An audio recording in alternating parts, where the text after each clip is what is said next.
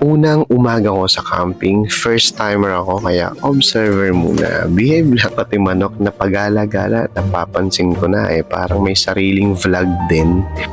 Grabe, umaapaw ang mga pagkain.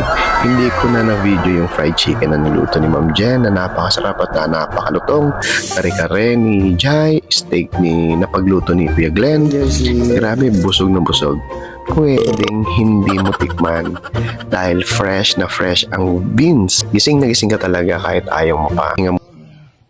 Good morning! Muna habang ang iba chill lang din. Tambay mode activated. Ang bilis ng oras, parang naka-fast forward. Ang mga boss ko, sila pa ang lunch luto.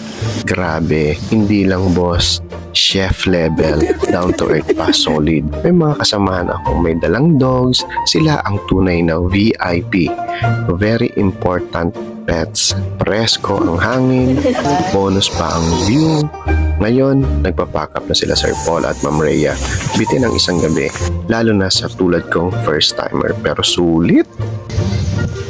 Thank you, kuya. Ganda lang sa Tokart ha. Thank you. Thank you. Bye-bye, boss. Daming aral, daming experience, daming memories agad. Next time, mas ready na siguro ako. Mas matagal na camping na. Thank you. Hanggang sa susunod na kabanata, mga campers, Ahenteng Pinoy here. Bye for now.